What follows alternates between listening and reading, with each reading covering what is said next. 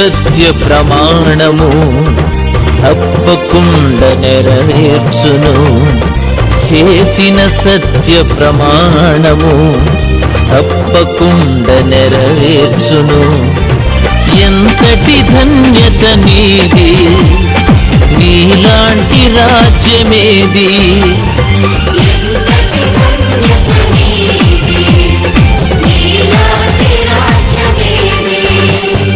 ఓ యెరూషలేమా, దేవుని పట్టణమా, ఓ యెరూషలేమా, దేవుని పట్టణమా, ఎంతటి ధన్యత నీది, నీలాంటి రాజ్యమేది. ఎంతటి ధన్యత నీది, నీలాంటి రాజ్యమేది. ఓ యెరూషలేమా, దేవుని పట్టణమా.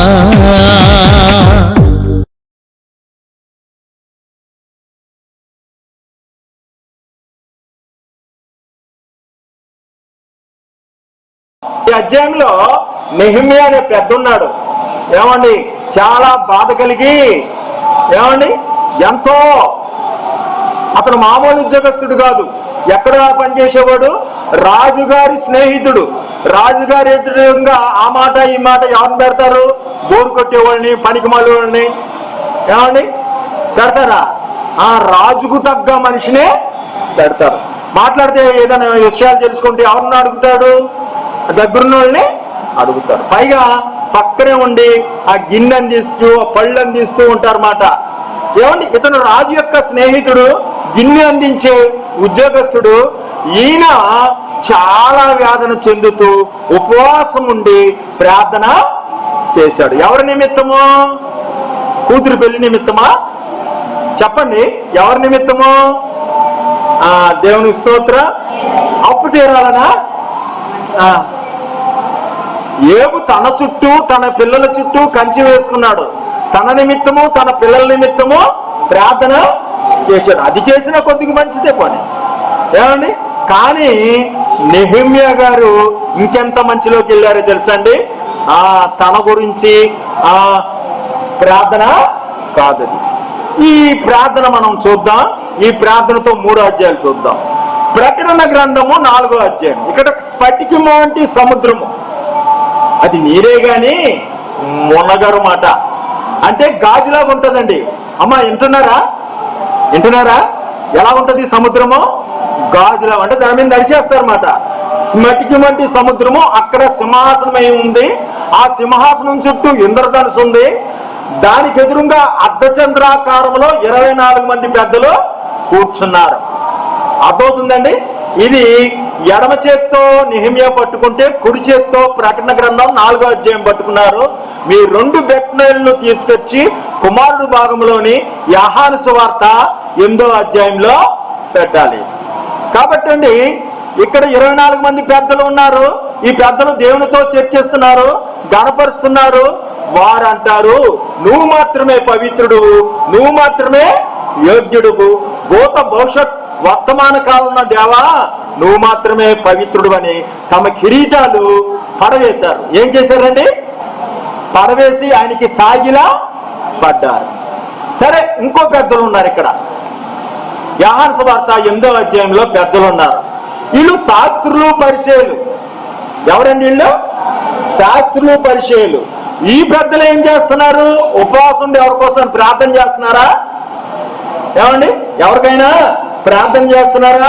ఉపవాసం ఉండి ప్రార్థన చెయ్యట్లా. పోనీ ఆయనకి ఏమైనా సాగిలిపడి నమస్కారం చేస్తున్నారా? ఏమి? వీళ్ళు శాస్త్రులు, పరిచయులు ఒకరంటే ఒకరికి పడదు.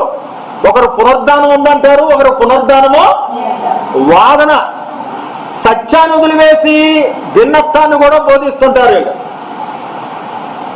ఈ పెద్దలు ఒక స్త్రీని పట్టుకున్నారు. దొరక్క ఎవరు దొరికారు? ఒక స్త్రీ దొరికింది. ఆ స్త్రీ వేశ్య. పట్టుకుని నేరారోపణ చేసి యేసయ్య దగ్గరికి తీసుకొచ్చారు. ఏమని? అయ్యా విడుదల చేయయ్యా అనా. నేను చెప్తున్న మాట అర్థం చేసుకోండి. కుల పిచ్చోళ్ళు దేవుని దగ్గరికి రాలేరు. వాళ్ళు ఇంకా యేసుక్రీస్తు మా దేవుడని మనుషులు రెచ్చగొట్టి సేవ చేసే సేవకుల్ని చెడగొడతారు కూడా. వీడు మన కులం కాదు, వీడు మన కులం కాదు. మరి మీ కులంలో ఉన్నాడు ఇటువంటి పనులు చేస్తున్నాడుగా మాట్లాడవా? మరి నువ్వు గుడికొస్తావా? గుడికి రాడు. ఏమండి, విమర్శించే పెద్దలు ఎప్పుడైనా గుడికొస్తారేమని చూడండి. ఎవరు విమర్శిస్తారో తెలుసా? కానుకల గురించి యవ్వనోడే విమర్శిస్తాడు. వాడి ఇంట్లో 10th క్లాస్ చదువుకున్నోడికి చెప్పలేడండి. అవసరమైతే తన్నే తంటాడో బిడ్డ. కానీ సంఘంలో మాత్రం పెద్ద.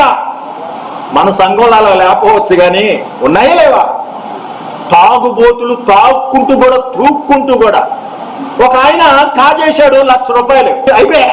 అయిపోయా మోసపోకుడి దేవుడు. అరే ఎంత కులపిచ్చండి. సేవ చేస్తున్నాడని అనరు, మనిషి మీద రేప కొట్టేస్తే అరే వీడికి అరే సంఘ పెద్ద గుడికొచ్చినాడు అర్హత అంటే నీకు ఇల్లుందా వాకిలు? ఇల్లు వాకిలు అక్కర్లేదు. అబ్రహాము ఎవరండి? అబ్రహాం ఎవరండి? ఒక ఇల్లు లేదు, వాకిలి లేదు, అడుగు పెట్టే స్థలము చచ్చిపోయేటప్పటికి లేదు. ఏమండి, నిలవడమైన పట్టణం మనకి ఇక్కడ లేదు. విశ్వాసులుగా గుట్టది. ఎవరో చెప్తే బూతులు మాట్లాడేసి రకరకాలుగా మనుషులు తయారైపోయారండి. 3 అధ్యాయాలతో ఇక్కడ మనం చూస్తున్నామండి. ఈ పెద్దల్ని మనం చెప్పుకుంటున్నాం. ఇలా మందలిస్తే కానీ టెన్షన్లోకి రావట్లా. దయచేసి అర్థం చేసుకుని తొందర పెట్టద్దు. రాకపోతే అడి తిరగా ఇడి తిరగా. ఇప్పుడు స్టడీ వచ్చారన్నమాట. నా బంగారు పుట్ట మీద దగ్గరికి చూపెట్టాడా? పిట్టుపోతే ఒట్టు. నీ విత్తిన విత్తనము చంపుకొని బతికించుకుంటేనే నువ్వు చచ్చిపోయి కూడా తిరిగి లేస్తావు. క్రియలు లేని విశ్వాసము ఏమంటే? క్రియలు లేని విశ్వాసము మృతము. నువ్వు చంపుకొని బ్రతికించుకున్నప్పుడు శరీరం చచ్చిపోయేలా లేదు చెప్పు. ప్రతి నెల నీ దశంభాగం చంపుకొని బ్రతికించుకోవాలి. హల్లెలూయా. అది ప్రాక్టికల్. టైలర్ నేను నా దగ్గరికి నేర్చుకుంటానికి వచ్చాడు.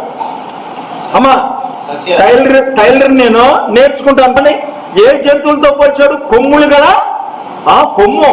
సంఘంలో ₹1,00,000 కాజేసి మానేసి ఆ సేవకులందరినీ తిట్టుకునే బ్యాచ్లో కలిసి అదే పనిగా ఒక సేవకుడు ఏదో అమాయకంగా సేవన చేస్తుంటే ఇంకా విమర్శించడం మొదలు పెట్టాడండి. ఆల్రెడీ ఒక అమ్మాయికి గర్భం కూడా చేశాడు. దేవుని స్తోత్రం. పెద్దలు ఎలా ఉంటారు? నేను పెద్దల గురించి చెప్తున్నాను. దేవుని సంఘంలో, మేము పెరిగిన సంఘంలో పెద్దలు ఉండరు. కుల పెద్దలు, సంఘ పెద్దలు కాకూడదు. అపోస్తుల కార్యంలో పెద్దలు ఉన్నారు. ఉన్నారా లేదా? జ్ఞానముతోనూ ఆత్మతో నిండిన సత్యాసక్తి గల దైవాసక్తి గల పెద్దలను మోషే నియమించాడు. పేతురు, యోహానులు కూడా నియమించారు. వారు ఆస్తులు ఇచ్చుకున్న పెద్దలు. ఏమిచ్చుకున్న పెద్దలండి? ఆస్తులు ఇచ్చుకున్నారు. ఈ దశంభాగం ఎవరు? దశంభాగం ఇవ్వకపోతే వెళ్ళిపోయారు, సంఘంలోకి రారండి. ఏమండి, ఎక్కడైనా అమ్మ ఇటు చూడండి అయ్యో వద్దనేది. మనం దేవుడు నిర్లక్ష్య పెట్టేది అదే. ఏమిస్తున్నారు? దశంభాగం ఇస్తారా? అది కూడా మనం ఆరాధన రాదండి. ఎక్కడైనా ఏ కంపెనీ అయినా చూడండి, డైరెక్టర్లు ఎవరిని డైరెక్టర్లు చేసుకుంటారు తెలుసా? ఎక్కువ వాటాలు కలిగిన వారిని చేసుకుంటారు. అంటే సంఘంలో పెద్దలు ఎవరు అవ్వాలి? ఎక్కువ ఇచ్చిన వారు, ఎక్కువ ప్రార్థనలోకి వచ్చేవారు, ఎక్కువ అటెండెన్స్ ఉన్నోళ్లే పెద్దలు. కాబట్టి డైరెక్టర్లకి ఎలాగుందో ఇక్కడ పనికిమాల వాళ్ళందరూ పెద్దలైపోతున్నారు. పెద్దలైపోయి ఏం చెప్పారు? ఇదో సమస్య. ఒకళ్ళు ఇంకోళ్ళు వచ్చి అంటాడు, తండ్రి వేరేనా, కుమారుడు వేరా, పరిశుద్ధ నువ్వేనా మనం బాప్తిసం పొందావు కనిపించేసి పడేస్తారు. తండ్రికి కుమారుడికి పరిశుద్ధాత్మ కూడా గొడవ పెడతారు వీళ్ళు. శుక్రవారం ఉపవాసం ఉండాలా, ఆదివారం ఉపవాసం ఉండాలా? ఏమని నువ్వు సంఘానికి ఏమని పేరు పెట్టావు? ఎన్ని విమర్శలే, రకరకాల. ఆఖరికి ఈ మిషనే కాదు, ఏ మిషన్ అయినా విమర్శించేవాడు ఎలాగా? స్వస్థతలు ఉన్నాయా లేవు చూపించరామన్నా, చూపించరామన్నా దమ్ము ఉంటే. ఆ బైబిల్ మిషన్ వాళ్ళని చెప్పమన్నా. బైబిల్ మిషన్ వాళ్ళని చెప్పాలంట, జమ్ముంటే చూపించాలంటే. పెద్ద బోధకుడు. నమ్ముంటే నీ వలన అయితే నమ్మువానికి, నమ్మనప్పుడు నీకేం చేస్తావు? పనికి మాలోడు నువ్వు. నీకు దేవుడితో అనుభవం 2 కొమ్ములు ఉన్నాయి. బైబిల్లో చూపెట్టిన దానియేలు గ్రంథంలో జంతువులాగా ఈ జంతువులకు సమయం ఇచ్చాడు. ప్రతిదానికి చాలా జ్ఞానం గల జంతువులు. వాడు బోధించినట్టు ఎవరో బోధించలేరు.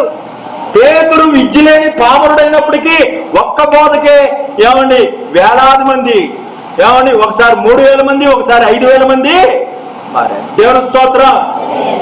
కాబట్టి సంసోనికి యుద్ధం రాదు, గాడి దాండెముకతో 1000 మందిని. దావీదుకి దావీదు కవచం తొడిగారు, కత్తి ఇచ్చారు, అన్నీ ఇచ్చారు. ఏమైనా ఉపయోగపడ్డాయా? గులకరాజుతో తీసుకెళ్లి చంపేశాడు. అవన్నీ నాకు కుదరదయ్యా. ఏమని? యుద్ధము యెహోవాదే. దేవుని అనుభవ సాక్ష్యం. 3:1 ఉన్నత స్థలాలు ఉన్నాయి. షోషాను కోటలో నెహెమ్యా. ఎవరండి? షోషాను కోటలో నెహెమ్యా.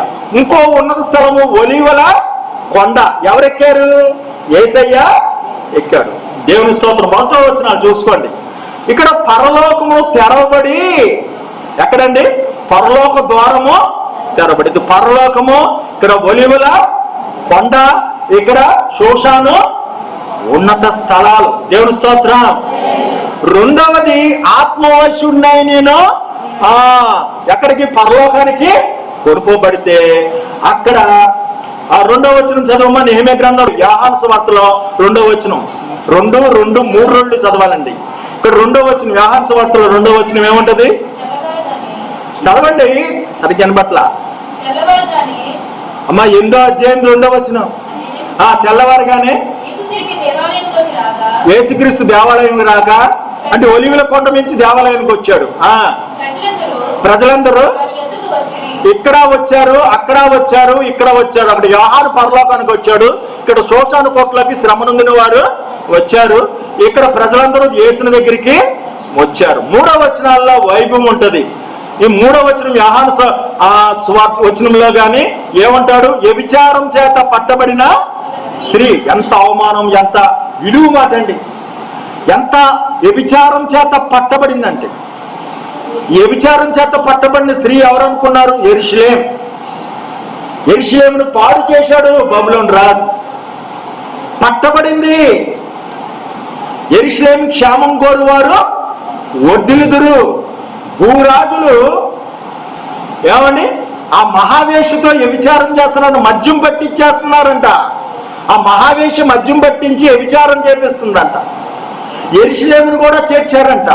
ఈ పట్టబడిన స్త్రీ ఎంత అవమానంతో, నిందతో, ఏమండి సిగ్గుతో చచ్చిపోయి బిక్కు ఎంత ఎడుతారో, ఎంత భయమో అని, ఎంత కఠినలో. వీళ్ళ శాస్త్రాలే ముఖ్యం.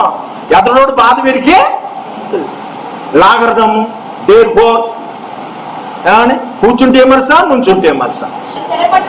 చెరపట్టబడిన వారిలో శ్రమ నొందుచు నిందలు పొందుతున్నారు. ఇక్కడ 3వ వచనం, అక్కడ 3వ వచనం ఏముంది? శ్రమ పెట్టబడ్డం, నింద పడడం, ఏమండి బహుగా దుఃఖపడే పరిస్థితి. ఇక్కడ వ్యభిచారం పడ్డ చేత పట్టబడిన స్త్రీ.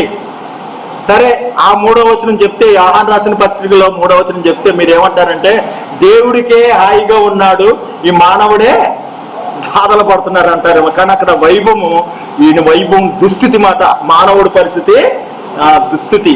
కానీ అక్కడ దేవుడు ఎలా ఉన్నాడో చూడండి. ప్రకటన గ్రంథం 3వ వచనం విలువ అనేది మాట. 3వ ఆశీనుడైన వాడు దృష్టికి సూర్యకాంత పద్మరాగం వలె పోలిన వాడైనను మరకతం వలె ప్రకాశించుచు. ఇంద్రధనుస్సు, రెయిన్బో ఉంది, ఇంద్రధనుస్సు ఉంది.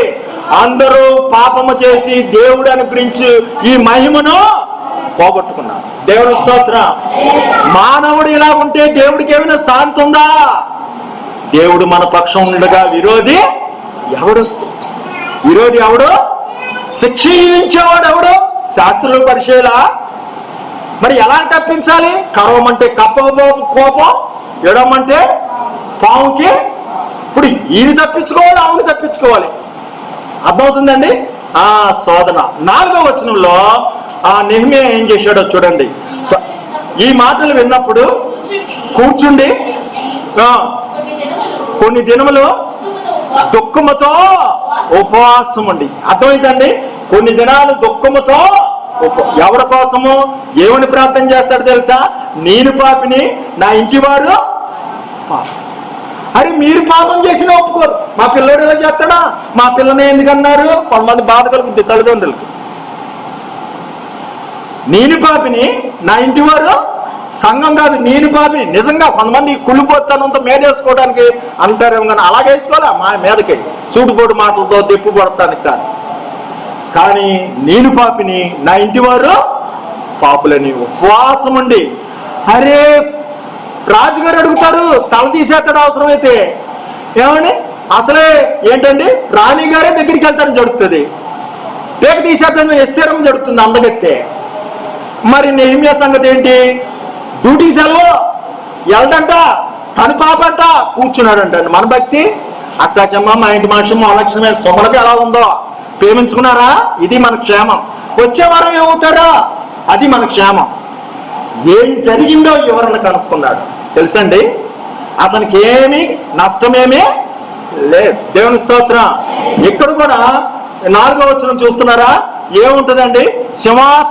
సింహాసనము ఏమండి అక్కడ కూడా ఉండి ఆయన కూడా కూర్చున్నాడు. ఈయన ఉపవాసంలో కూర్చున్నాడు. ఇతరుల నిమిత్తం అండి, ఇతరుల నిమిత్తము 24 మంది పెద్దలతో ఆయన కూర్చున్నాడు. 24 మంది పెద్దలు ఏమండి 24 మంది పెద్దలతో సింహాసనం మీద కూర్చున్నాడు. ఈయన ఉపవాసంతో కూర్చున్నాడు. ఎవరి నిమిత్తమో? ఇతరుల నిమిత్తమే. ఇక్కడ ఇతరులు ఈ శాస్త్రీయ పరిచయాలు వచ్చి ఎవరితో చెప్తున్నాడు? బోధకుడా. ఇక్కడ 3 పర్సన్లు ఉన్నారు. బోధకుడా అనేది ఫస్ట్ పర్సన్. సెకండ్ పర్సన్ ఎవరు? చెప్పేవాళ్ళు. ఫస్ట్ పర్సన్ చెప్పేవాళ్ళు, సెకండ్ పర్సన్ ఎవరు? బోధకుడు యేసయ్య. థర్డ్ పర్సన్ గురించి చెప్పుకుంటున్నారు. ఈ స్త్రీ ఏం చేసిందంట? వ్యభిచారం చేత పాపం తాను చేయలా, తన మతస్థులు కానీ ఎంత రోషాలండి. ఏమో ఈ భక్తి మాకేమో అర్థం కావట్లేదు. కానీ 3-4లో ఇతరుల కోసం అందరూ మీ సొంత కార్యాల నిమిత్తమే కాక ఇతరుల కార్యాలు కూడా చూడాలనేది 4వ వచనమేనా? ఇది చూడు, ఇతరుల కార్యాలు చూశారన్నమాట. అర్థమైందండి? ఇతరులతో 4వ వచనంలో అక్కడ కూర్చోవడమే ఉంది సింహాసనం మీద. దేవుని స్తోత్రం. 5వ వచనాల్లో పాలన. అక్కడ సింహాసనం ఉంది, దానిలోండి ఉరుములు, ధ్వనులు, మెరుపులు వస్తున్నాయి. ఏమండి ఆ మెరుపు మెరుస్తుంది. దీపము అక్కడ ఉందంట. 7 దీపాలు ఉన్నాయంట. ఆజ్ఞ దీపంగాను, ఉపదేశము వెలుగుగా ఉంటది. ఇక్కడ ఏంటి? పాలన జరుగుతుంటే ఇక్కడ 5వ వచనంలో ఏం చెప్తా? నువ్వు మాకు ఇచ్చావు, నిబంధన ఇచ్చావు, కట్టడలు ఇచ్చావు, ధర్మశాస్త్రము ఇచ్చావు. అది మాట్లాడే ధర్మము అనేది 5వ వచనం.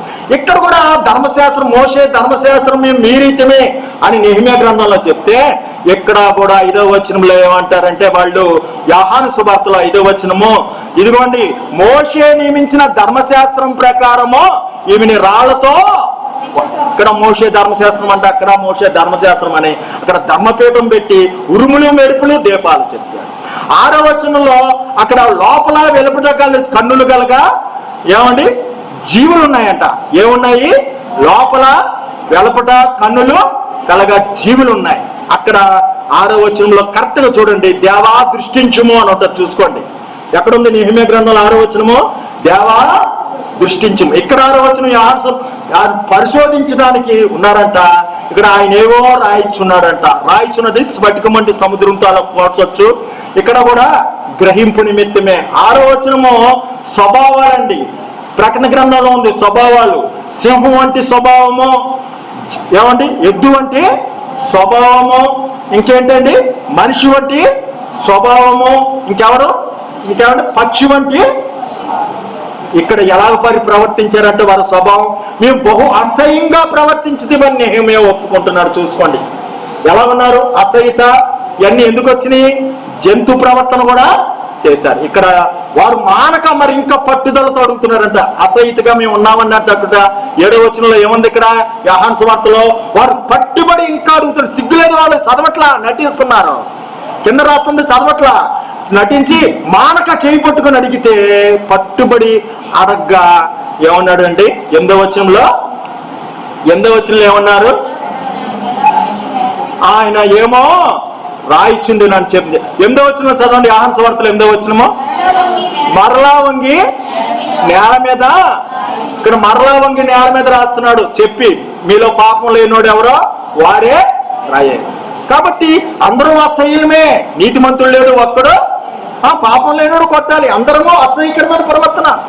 ఒకడు పక్షి ప్రకారంగా ప్రవర్తించి అసహ్యంగా ప్రవర్తిస్తాడు, ఒకడు జంతు ప్రవర్తనగా ప్రవర్తిస్తాడు, ఇతరులను హింసపెట్టి, ఒకడు గారాబం గుర్తాడు తోళ్ళలాగా, మలమూత్ర విసర్జన చేసుకుంటే ఏదో ధర్మం ఉంటాడు, కానీ వాళ్ళు కూడా తప్పులు ఉంటాయి. కాబట్టి ఆయన మరలా రాయిచుండంటే అక్కడ కూడా మానక చెప్పుతున్నారంట, రేయింబవళ్ళు మానక 24 మంది పెద్దలు ఆ జీవులు చెప్పుతున్నారట, మానక ఆయన మరల. అర్థమవుతుందండి? అక్కడ కూడా అక్కడ కూడా 8వ వచనం ఏం చెప్తాడు? దేవా జ్ఞాపకం చేసుకోనము అంటాడు. అంటే రిపీట్, పునః అనేది 8వ వచనంలో ఉంది. దేవుని స్తోత్ర. 10వ వచనం చూడండి. 10వ వచనం నెహెమ్యా గ్రంథంలో 10వ వచనము, చింతకించుము బాహుబలము చేత ఇడిపించిన ఈ దాసులు వీరే. ఈ దాసులు వీరు. ఈ దాసులు వీరంటే అక్కడ 24 మంది పెద్దలు దాసులు అయిపోయారు. సాగిలి పడ్డారు, కిరీటాల్లో పడేసి. దాసులు అంటే దాసులు 24 మంది పెద్దలు. ఇక్కడ ఆయన అడుగుతున్నాడు, అమ్మా ఎవరు నీకు శిక్ష విధింపలేదా అని. ఎవరు శిక్ష ఇస్తారు? వాళ్ళంతా ఆయన దాసులు. ఆయన మూస్తే తీసేవాడు లేడు, తీస్తే మూసేవాడు లేడు. అర్థమవుతుందండి? 10వ వచనం 3 చోట్ల లార్డ్ లార్డ్ లార్డ్ అని వస్తుంది. ప్రభువా లేదు ప్రభువా అని ఎక్కడ చెప్తే ప్రభువా దృష్టించమని అక్కడ కూడా చెప్తాడు. కాబట్టి 3 చోట్ల ఉంటుంది. భూత భవిష్యత్తు వర్తమాన కాలం దేవా నువ్వు మాత్రమే యోగ్యుడు అని. 8వ వచనంలో 9వ వచనంలో ఏముంటుందండి? యేసు ఒక్కడే మిగిలిను అంటే యుగయుగములు ఆయన మాత్రమే ఉంటాడు. ఎల్లకాలం ఎవరు ఉంటారండి? యుగయుగములు ఆయన మాత్రమే ఉంటాడు. అక్కడ 8వ వచనము నెహెమ్యా గ్రంథంలో, మమ్మల్ని ఎల్లగొట్టావు తిరిగి రాబడతావు. వెళ్ళేవాళ్ళు వెళ్తున్నారు, వచ్చేవాళ్ళు యేసు మాత్రమే నిలిచారు. కాబట్టి ఇది చాలా కొద్దిగా లోతుగా ఉన్నదైనా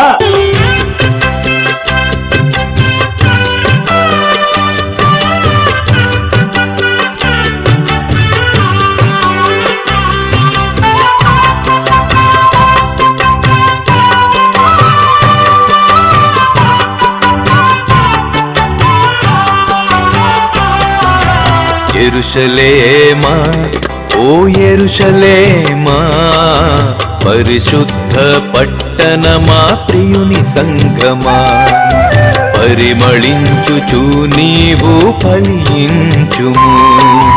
యెరూషలేమా ఓ యెరూషలేమా, పరిశుద్ధ పట్టణమా, ప్రియుని సంగమా, పరిమళించుచు నీవు ఫలించుము. యెరూషలేమా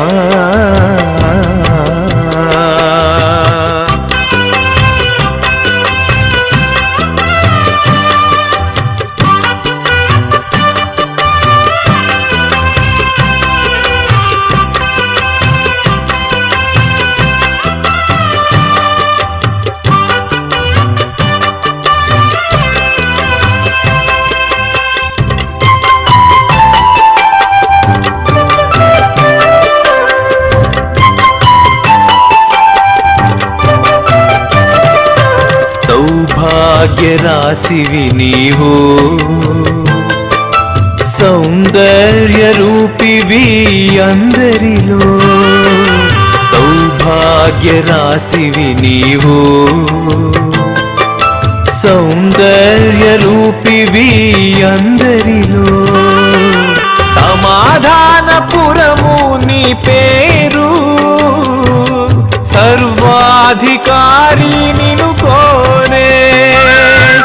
సమాధానపురము నీ పేరు, సర్వాధికారి నిను కోరే.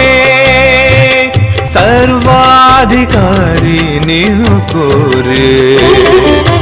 యెరూషలేమా ఓ యెరూషలేమా, పరిశుద్ధ పట్టణమా, ప్రియుని సంగమా, పరిమళించుచు నీవు ఫలించుము. యెరూషలేమా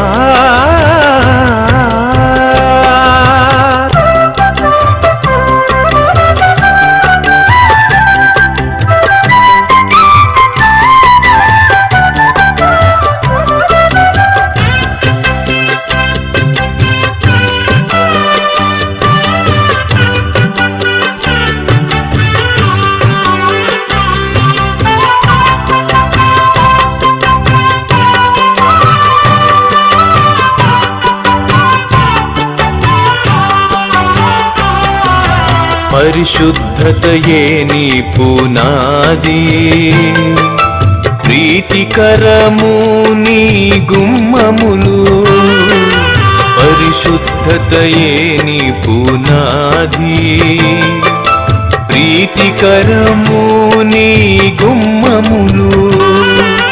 ప్రతి జనమునకు తల్లివి నీవు, ప్రేమ ఊటల నిలయం నీవు. ప్రతి జనమునకు తల్లివి నీవు, ప్రేమ ఊటల నిలయం నీవు. ప్రేమ ఊటల నిలయం నీవు. యెరూషలేమా ఓ యెరూషలేమా, పరిశుద్ధ పట్టణమా ప్రియుని సంగమా. పరిమళించుచు నీవు ఫలించుము యెరూషలేమా.